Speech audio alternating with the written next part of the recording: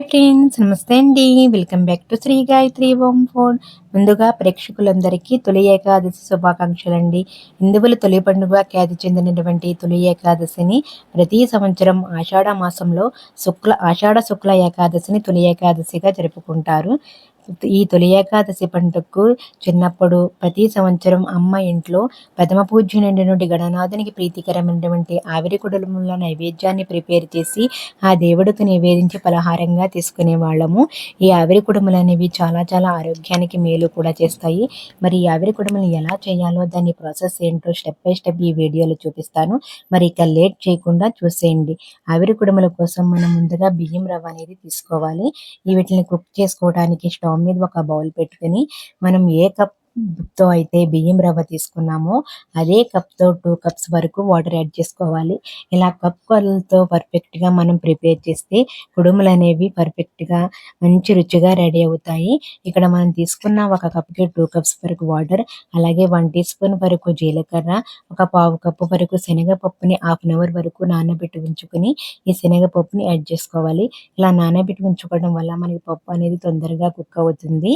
ఇప్పుడు ఇందులో 1 table spoon వరకు నెయ్యి యాడ్ చేసుకోండి. నెయ్యి యాడ్ చేసుకోవడం వల్ల మన కుడుముల పిండి అనేది చాలా మృదువుగా తయారవుతుంది. అలాగే మంచి రుచి వస్తుంది. ఇక్కడ నేను దేవునికి ప్రిపేర్ చేస్తున్నాను కాబట్టి ఆవు నెయ్యి అనేది ప్రిపేర్ చేశాను. అలాగే రుచికి తగినంత సాల్ట్ కూడా యాడ్ చేసుకుని వాటర్ అనేది రోలింగ్ బాయిల్ అయ్యేంత వరకు మరిగించుకోవాలి. ఇట ఇట్లా వాటర్ అనేది మరుగుతున్నప్పుడు మనం ముందుగా రెడీ చేసి పెట్టుకున్నటువంటి బియ్యపు రవ్వని ఇందులో వేసేసుకుని ఉండలు కట్టకుండా గరిటెతో ఇలా కలుపుతూ బాగా మిక్స్ చేసుకోవాలి. మనకి పిండి కుక్ అవుతున్నప్పుడు స్టవ్ అనేది మీడియం టు లో ఫ్లేమ్‌లో అడ్జస్ట్ చేసుకోవాలి.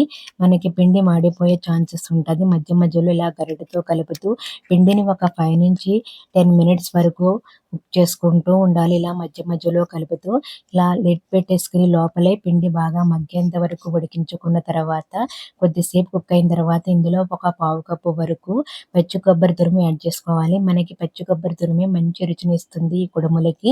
ఇలా వేసేసుకుని దీన్ని ఒక 5 మినిట్స్ వరకు ఇలా కుక్ చేసుకున్న తర్వాత దీన్ని స్టవ్ ఆఫ్ చేసేసి లిడ్ పెట్టేసి ఒక 5 మినిట్స్ వరకు రెస్ట్ ఇచ్చేయాలి.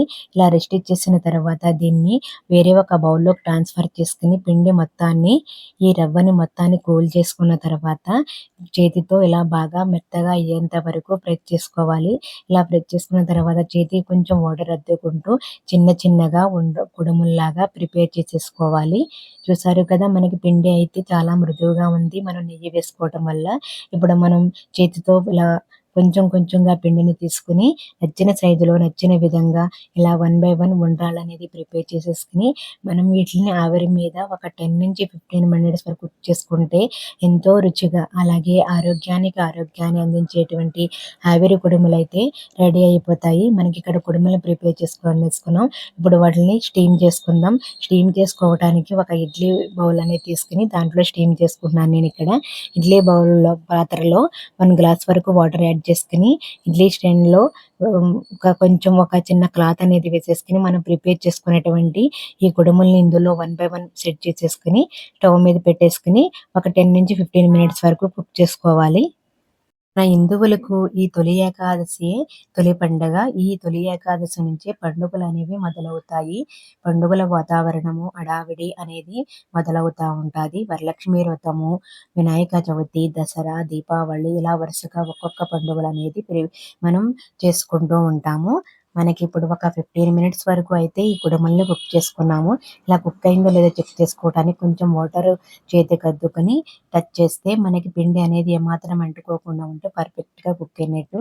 ఇప్పుడు మనం ఇలా కుక్ చేసుకున్నటువంటి ఈ కుడుములను కంప్లీట్‌గా కూల్ చేసుకొని మనము ఆ దేవుడికి నైవేద్యంగా సమర్పించుకొని పలహారంగా తీసుకుంటే ఎన్నో ఆరోగ్య ప్రయోజనాలు ఎంతో రుచిగా ఉంటాయి. మరి ఈ ఆవిరి కుడుముల నైవేద్యాన్ని ఈ తొలి ఏకాదశి పండగకి మీరు కూడా మీ ఇంట్లో ప్రిపేర్ చేసి ఆ దేవునికి నివేదించి ఆ దేవుని ఆశీస్సులు పొందాలని కోరుకుంటున్నాను. మరి ఈ వీడియో గనుక మీకు నచ్చినట్లయితే ఈ వీడియోని మీ ఫ్రెండ్స్ అండ్ రిలేటివ్స్‌కి తప్పకుండా షేర్ చేయండి. మరిన్ని టేస్టీ అండ్ ట్రెడిషనల్ రెసిపీస్ కోసం మన శ్రీ గాయత్రి హోమ్ ఫుడ్ ఛానల్‌ని అయితే తప్పకుండా సబ్స్క్రైబ్ చేసుకోండి. సబ్స్క్రైబ్ చేసుకున్న వెంటనే పక్కనున్న బెల్ ఐకాన్‌ని యాక్టివ్ చేయడం మర్చిపోకండి ఫ్రెండ్స్. బెల్ ఐకాన్‌ని యాక్టివ్ చేయడం వల్ల నేను ఏ వీడియో పెట్టినా కానీ నోటిఫికేషన్ రూపంలో మీకు చేరుతుంది. ప్లీజ్ తప్పకుండా సబ్స్క్రైబ్ చేసుకోండి.